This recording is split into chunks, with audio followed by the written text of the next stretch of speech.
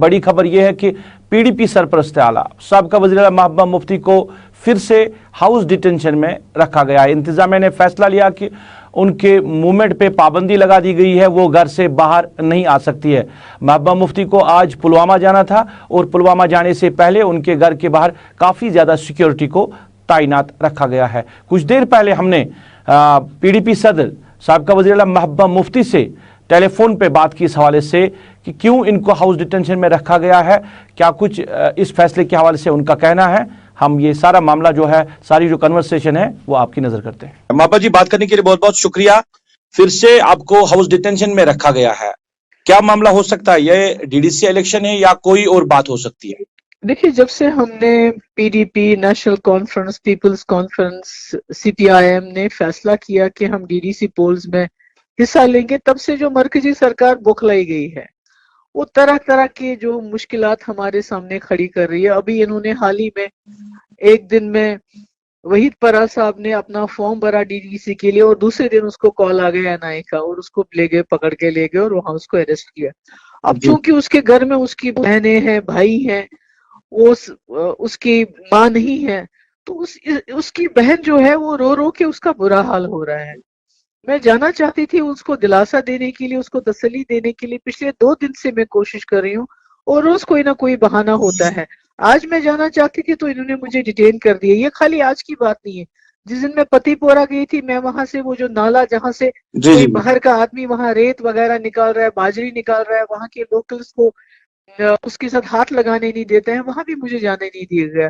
तो मुझे लगता है जो डीडीसी इलेक्शन है, ये यहाँ के लोगों के लिए और हमारे लिए वबाली जान बन गया है।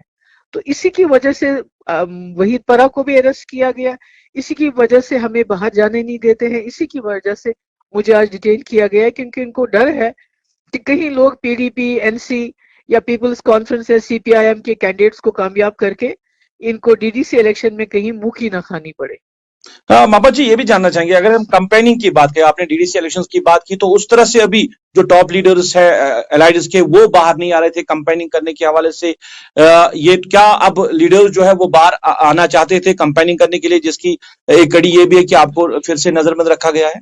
नहीं, देखिए, कंपेन करने के तो अलग अलग तरीके होते हैं। अभी देखिए, जो हमारे जो अपने जो कैंडिडेट्स हैं, जैसे एजाज मीर है, उसको पिछले 15 दिन से निकलने नहीं दिया। उसके बाद मुझे परसों बहाना करना पड़ा कि मैं एजाज मीर के घर जैनापोरा उसके घर जा रही हूँ और उसको साथ लेके जाऊंगी, तब जाके उसको घर से निकलने की इजाजत दी। ये तो हमारे कैंडिडेट्स को कहीं बाहर ही नहीं जाने देते हैं।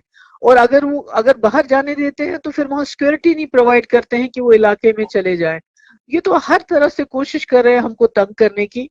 मुझे मालूम नहीं है कि इनका ये जो डीडीसी इलेक्शन में ये अपने जो इनके प्रॉक्सीज हैं, इनकी जो कठपुतलियां हैं, उनको लाना चाहते हैं। तो उनकी मदद करने के लिए हम लोगों को, हमारे कैंडिडेट्स को कोई मूवमेंट ही नहीं करने देती। कल भी सनाउल्लाह रटसन से फोन कर रहा था, वो बता रहा था कि उनको किसी बिल्डिंग में बंद रखा है, वहां से उनको निकलने नहीं देते हैं। तो ये हाल सबका है। तो इंतजामिया से जब बात करें तो कह रहे कि सिक्योरिटी का मामला है, उस वजह से उनको हाउस डिटेंशन में रखा गया और बाहर जाने की इजाजत नहीं। देखिए, आपने देखा होगा मेरे घर के बाहर कितनी सिक्योरिटी आज लगाई। अगर ये मुझे पुलवामा जाने देते तो इतनी ज्यादा सिक्योरिटी तो लगाने की जरूरत नहीं पड़ती। इससे कम सिक्योरिटी में मेरा पुलवामा का जो है टूर हो जाता है और मैं वहीद के घर चली जाती। उसके भाई बहन, उसके वालिद, उस बाकी लोगों को मैं दिलासा देती वहां पर। इतनी सिक्योरिटी अगर इनके पास है मेरे गेट के बाहर खड़ी करने के लिए, तो मेरे इलाके में जाने के लिए सिक्योरिटी क्यों नहीं है? और जो एसपी साहब जो पुलवामा के बार बार कहते हैं कि यहाँ सिक्योरिटी नहीं है, तो फिर वो क्या करते हैं? अगर हम लोगों को घर में बिठाने के लिए वो एसपी बने हुए हैं, जितने भी डिस्ट्रिक्ट एसपीज कहते हैं हमारे पास हम सिक्योरिटी नहीं देते, तो फिर उनको घर बैठना चाहिए। फिर किसी और को ये मौका देना चाहिए एसपी बनने का, ताकि वो लोगों की सिक्योरिटी प्रोवाइड कर सके। तो क्या कुछ रद्द-ए-अमल होगा आपकी तरफ से या अलायंस की तरफ से इस तरह के जो वाकयात पेश आ रहे हैं? नहीं, अभी देखिए ना, इलेक्शन कमीशन को भी लिखा, फारूक अब्दुल्ला साहब ने एज चेयरपर्सन उनको खत भी लिखा। बाकी भी जिनके साथ बात करनी चाहिए थी। अभी कुछ दिन पहले एनएसए से मेरी बात हुई, मैंने कहा ये नहीं चलेगा, ये जिस तरह से इलेक्शन यहाँ हो रहा है, हमारे कैंडिडेट्स को बाहर नहीं जाने दे रहे हैं, ये नहीं चलेगा। तो अब जहां जहां बात कर सकते हैं वहां बात कर रहे हैं। मगर बदकिस्मती ये है कि इस मुल्क के जितने भी इंस्टीट्यूशंस हैं, चाहे मीडिया है, चाहे जो प्रेस की बात कर लीजिए, अदालतों की बात कर लीजिए, जो चेक्स एंड बैलेंसेस होते हैं किसी सरकार पे, वो तमाम जो है इस वक्त ठप हो गए हैं और कोई भी बात करने से घबराता है। मुल्क में आपने देखा कोई भी लीडर बात नहीं कर रहा है क्योंकि उनको डर लगता है अभी एनआईए का रेट पड़ेगा, अभी ईडी का रेट पड़ेगा, सीबीआई का रेट पड़ेगा, बिकॉज उन्होंने पूरे मुल्क को दबा के धमका के रखा हुआ है। कोई बात करने के लिए तैयार ही नहीं है। महबूबा जी, आखिरी में जानना चाहूंगा कि आपका काफी तजुर्बा है सियासत में, काफी टाइम से सियासत में है, क्या इस तरह के इलेक्शंस आपने देखे हैं जहां पे कैंडिडेट्स को बंद रखा जा रहा है, फिर उनको कहा जा रहा है कंटेस्ट कर लो?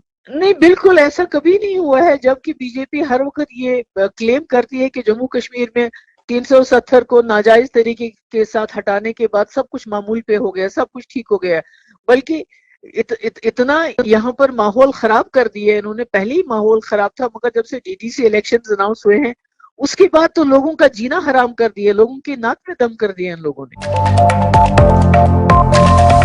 डीडीसी इलेक्शन यहाँ के लोगों के लिए, कैंडिडेट्स के लिए वबाली जान बन चुका है। जिस बुलंदबाग दावे किए जाते हैं इलेक्शन करवाने के हवाले से सरकार की तरफ से, इलेक्शन कमीशन की तरफ से, मगर लीडरान पे पाबंदी है कि वो बाहर ना जाए, घरों के बाहर ना जाए, लोगों से ना मिले, बात ना कर सके, क्योंकि सरकार नहीं चाहती है कि अलायंस के कैंडिडेट्स जो है वो जीत कर आए। कहीं ना कहीं थ्रेट है सरकार को कि अलायंस के जो कैंडिडेट्स हैं वो जीत कर आ सकते हैं।